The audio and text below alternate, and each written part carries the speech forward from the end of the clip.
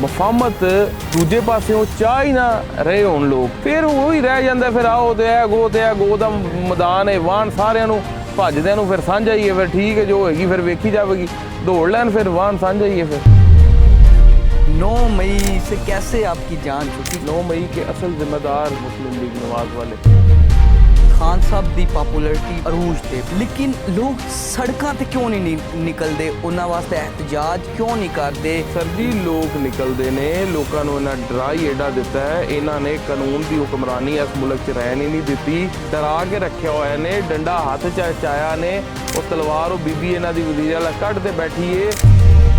जब आप इलेक्शन जीत गए थे उसके बाद आपको अगवा कर लिया गया, पार्टी छुड़वाने की भी बातें हुई। जो ख्वाहिश थी हुकूमत की वो तो यही थी कि पूरी तरीके इंसाफ भी ख़त्म हो जाए। बल्ला जब लिया उसके बाद जब फिर भी उनकी तवक्कुआत से ज़्यादा सीटें निकले, उनकी ख्वाहिश थी कि सारे ही तरीके इंसाफ वाले जो हैं वो शामिल हो जाए।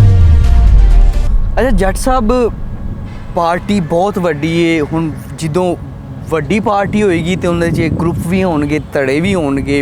हुण PTI च 2 वाज़िया ग्रुप नज़र आते हैं, एक मुज़ाहमती एक मुफाहमती।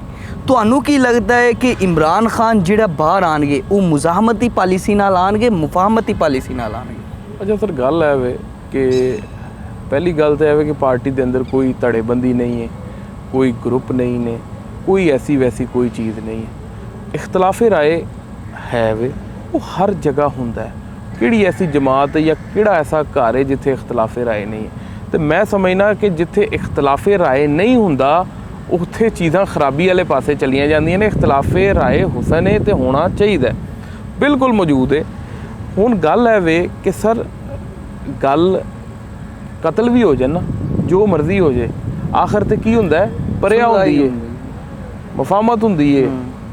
सर गल है वे कि जदों मफाहमत दूजे पासियों चाह ही ना रहे होण लोग, तो फिर पिछे की हारिया न्या की रह जाता? फिर वही रह जाता। फिर आओ तो ये गो का मैदान है, वाहन सारिਆਂ ਨੂੰ ਭੱਜਦਿਆਂ ਨੂੰ ਫਿਰ ਸਾਂਝਾ ਹੀ ਹੈ। ਫਿਰ ठीक है, जो होएगी फिर ਵੇਖੀ ਜਾਵੇਗੀ। ਪਹਿਲਾਂ ਤਾਂ ਗੱਲ ਹੈ ਕਿ ਜੇ ਬਹਿਣਾ ਚਾਹਣ, ਹੱਲ ਕੱਢਣਾ ਚਾਹਣ ਇਹਨਾਂ ਚੀਜ਼ਾਂ ਦਾ, ਜਿਹੜਾ ਨਿਕਲ ਸਕਦਾ, ਜਿਹੜਾ ਕੱਢਣਾ ਵੀ ਚਾਹੀਦਾ, ਜੇ ਨਹੀਂ ਕੱਢਣਾ ਚਾਹੁੰਦੇ ਉਹ ਜਿਹੜੇ ਦੂਜੇ ਪਾਸੇ ਹਕੂਮਤ ਪੇ ਕਰਦੇ ਨੇ, ਤੇ ਫਿਰ ਸਰ ਫਿਰ ਕਿਹੜੀ ਗੱਲ ਹੈ? ਫਿਰ ਦੌੜ ਲੈਣ, ਫਿਰ ਵਾਹਨ ਸਾਂਝਾ ਹੀ ਹੈ। ਫਿਰ आप ये कहना चाह रहे हैं कि PTI चाहती है सुलह भी हो, लेकिन अगर वो नहीं होती तो फिर जो जैसे मुज़ाहमत से हो तो फिर मुज़ाहमत ही होनी चाहिए? सर बिल्कुल असूलों के ऊपर और उन शराइत के ऊपर जिसके ऊपर मेरे लीडर ने पहले भी बात की है, जिस बैरिस्टर गौर साहब ने भी वो बात की थी, बिल्कुल उन बातों के ऊपर अगर बैठते हैं तो क्यों क्या हर्ज है में बैठने पे? आप मुफाहमत के साथ हैं, मुज़ाहमत के साथ? आपने अपना नहीं बताया, आपने ओवरऑल बयान कर। सर मैंने आपको बिल्कुल भरपूर जवाब दे दिया कि बिल्कुल अगर चीज़ें कोई बैठ के खुश असलूबी से, अच्छे तरीके से, इज़्ज़तदार तरीके से, असूलों के ऊपर और उन शर्तों के ऊपर जो अवाम की और इमरान खान जिनकी बात करता है उनके ऊपर अगर वो हल करते हैं तो बेहतर है। अगर नहीं, हमारा मैंडेट जैसे कहा जी मैंडेट सानू वापस दो तो ठीक है, अगली गल करने तो सर जी वो बहन वास्ते तैयार ही नहीं, उन्हें गल करने वास्ते तैयार ही नहीं, तो सर फिर पीछे ऑप्शन बच की जाती है। तुसी मैनू दसो। बिल्कुल ठीक कह रहे हो तुसी। क्या पाबंदियाँ लगी थी 9 मई से? कैसे आपकी जान छुटी, कैसे बचे 9 मई से? देखिए अगर मैं 9 मई की बात करूं तो 9 मई की मैं पहले भी कर चुका हूं कि 9 मई के असल ज़िम्मेदार ये लोग ही हैं जिन्होंने अभी हुकूमत संभाली हुई है, ये मुस्लिम लीग नवाज वाले। ये 9 मई के यही लोग ज़िम्मेदार हैं जो सानहा मॉडल टाउन के। ये एक प्लान था, इसका फ़ायदा किसे हुआ, इसका नुकसान किसे हुआ, ये सब के सामने ही है। 9 मई की आड़ में सबसे ज़्यादा जो है वो विक्टिमाइज़ किसे किया गया, ये भी आपके सामने ही है। बाकी अल्लाह ताला खैर करेगा, चीज़ें आस्ता आस्ता क्लियर हो रही हैं और आप देखेंगे कि तरीके इंसाफ पहले भी सरखरू हुई और आगे भी इंशाल्लाह ताला सरखरू होगी। जट साहब कैंपेन करने में कितनी मुश्किलात आई आपको? आपको पता है कि ये इलेक्शन 2024 वाला हर तरीके इंसाफ के मेंबर के लिए बड़ा मुश्किल इलेक्शन था, बिल्कुल लेवल प्लेइंग फील्ड नहीं थी। दूसरी तरफ वो सफ़ेद स्याह जो चाहे वो उनके कैंडिडेट कर सकते थे। इधर आप एक पुरअमन जो था वो एक कॉर्नर मीटिंग भी करने की इजाज़त नहीं थी, बल्कि जो है जलसा तो बड़ी दूर की बात है, डोर टू डोर कैंपेन जो है वो भी मुश्किल थी करना।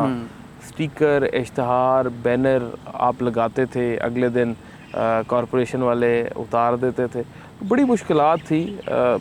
बल्ला छीनने से बल्ले का लेके जो निशान है ले लिया। वो मुश्किलात शुरू हुई, निशान छीना, फिर इलेक्शन के दौरान ये सारी चीज़ों में चीज़ें जो मैंने आपको बताई हैं, ये सारी थी। इन हालात के बावजूद लोगों ने दिन ब दिन अपना मोराल जो है वो ऊपर ही लेके गए हैं। हम किसी दिन परेशान हो जाते थे, लेकिन लोग हमें जो थे आके सपोर्ट करते थे, कहते थे नहीं आप बिल्कुल तगड़े रहें, हम जो है वो जो मर्ज़ी ओछे हथकंडे ये लोग इस्तेमाल कर लें, हम जो है वो बिल्कुल जो है वो इनका भरपूर जो है वो जवाब देंगे इलेक्शन वाले दिन निकल के वोट डाल के।